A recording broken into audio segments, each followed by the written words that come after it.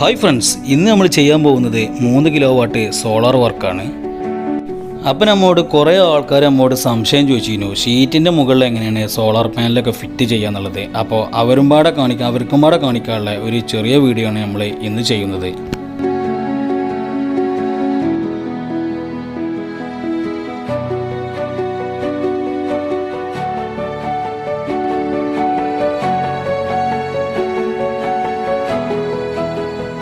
അപ്പോൾ നമ്മളിവിടെ Tata GI stretcher ഉപയോഗിച്ചിട്ട് പാനസോണിക് ബൈഫേഷ്യൽ പാനലാണ് നമ്മളിവിടെ ഉപയോഗിച്ചിട്ടുള്ളത്.